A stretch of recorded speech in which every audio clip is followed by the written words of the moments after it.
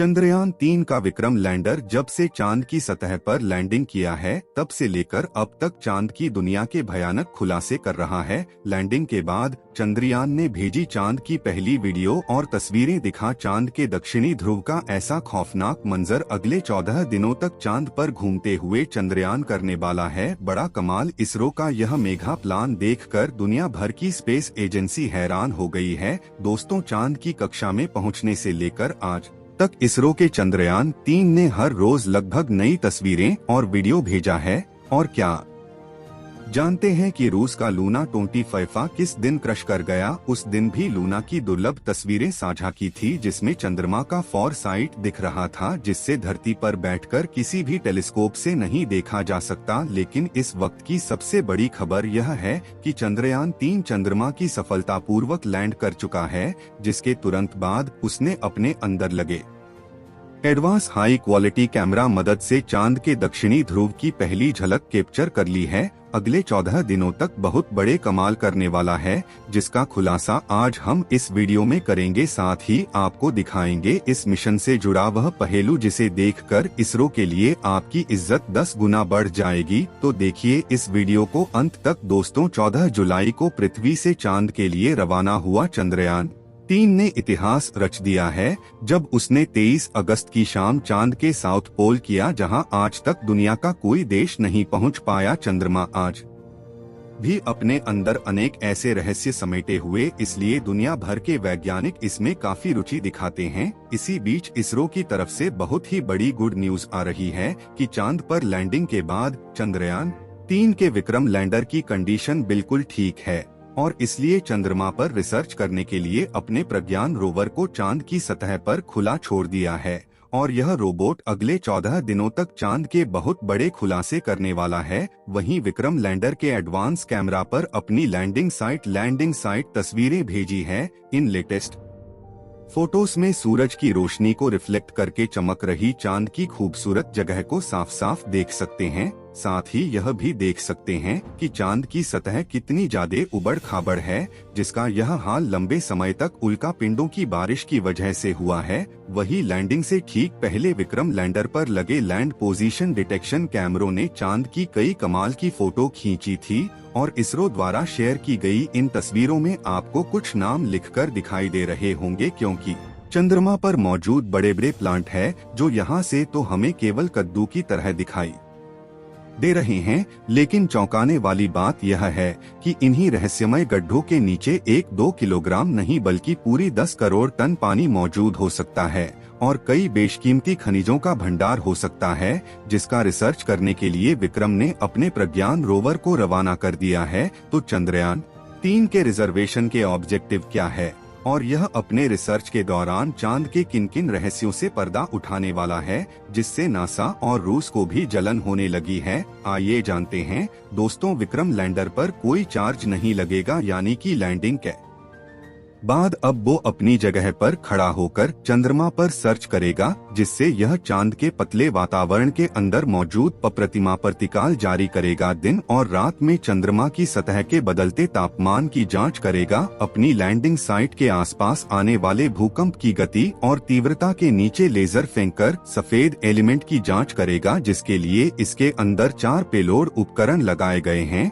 जबकि चंद्रयान-3 का प्रज्ञान रोवर अपने टायर की मदद के चलते हुए चांद के दूरदराज इलाकों की तरफ रवाना हो चुका है और चलते चलते इसने इसरो को भी चांद का डाटा भेजना शुरू कर दिया है। आपको बता दें कि प्रज्ञान रोवर में लेजर इंडक्टेड ब्रेकडाउन स्पेक्टर और अल्फा पार्टिकल एक्सरे स्पेक्ट्रोमीटर जैसे 2 पेलोड उपकरण लगाए गए हैं, जो कि लेजर की मदद से चांद की सतह के अंदर तक जाएंगे और सतह के नीचे मौजूद पानी का पता लगाएंगे। साथ ही यह चांद की मिट्टी और चट्टानों में मौजूद मैग्नीशियम, अल्मुनियम, क्रोमियम और सिलिकॉन जैसी कीमती खनिजों को भी खोज निकालेंगे और इन रहस्यों से पर्दा उठ जाएंगे कि आखिर चांद के अंदर क्या छुपा हुआ है। यानी कि अपने इस मिशन में विक्रम लैंडर और प्रज्ञान रोवर ने चांद पर किसी कीमती खनिज या पानी का भंडार खोज लिया तो ये इतना बड़ा कामयाबी होगा कि भविष्य में जब भी का नाम लिया जाएगा तो इसके साथ ही इसरो और भारत का नाम भी जोड़ा जाएगा। आपको बता दें कि रिसर्च मिशन लिए लूनर दिन होते हैं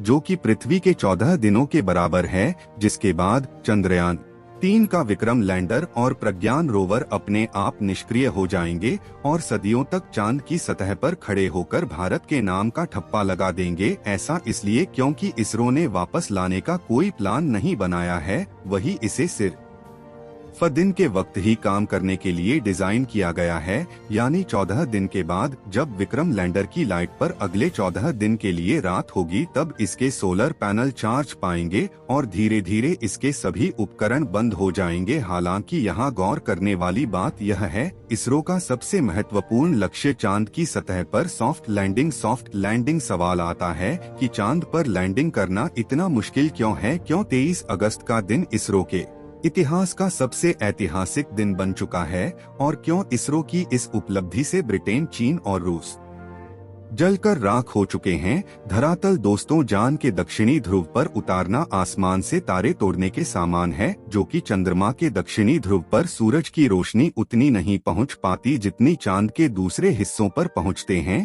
इसी वजह से चांद के दक्षिणी ध्रुव पर चारों तरफ घनघोर अंधेरा रहता है। वहीं पृथ्वी से चंद्रमा के इस क्षेत्र की दूरी ज्यादा होने की वजह से लैंडिंग के दौरान कमांड सेंटर कैलेंडर टूटने का खतरा बना रहता है।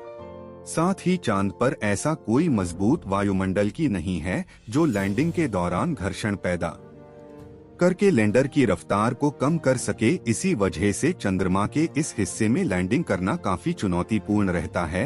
ऐसे में किसी भी स्पेसक्राफ्ट को चांद पर लैंड करवाने का एक ही तरीका मुमकिन है, जैसे कि चंद्रयान 3 के विक्रम लैंडर ने ही अपनाया था। इस तरीके में लैंडर को चांद की सबसे छोटी ऑर्बिट में अपनी न्यूनतम ऊंचाई वाले बिंदु तक ले जाया जाता है, जो कि 20 से 30 किलोमीटर के बीच होता है, जिसके बाद लैंडर अपनी कक्षा छोड़कर चांद की सतह पर उतरने के लिए रवाना होता है और नीचे पहुंचने के दौरान अपने धमाल करना शुरू कर देता है, जो विपरीत दिशा में फोर्स लगाकर इंजन ब्रेकिंग का सहारा लेते हुए स्पेसक्राफ्ट की रफ्तार कम करते हैं। रफ्तार को कम करने के बाद लैंडर के सामने जो अगली चुनौती आती है वह होती है चांद की धूल। इसी बात से आप जहां अंदाजा लगा सकते हैं कि आखिर चंद्रमा पर लैंडिंग करना कितना मुश्किल है और इसरो के चंद्रयान 3 ने कितना बड़ा कमाल कर दिखाया है। और इस मिशन इसरो ने वो कर दिखाया जो नशा और रूस जैसे बड़े देश भी नहीं कर पाए हैं,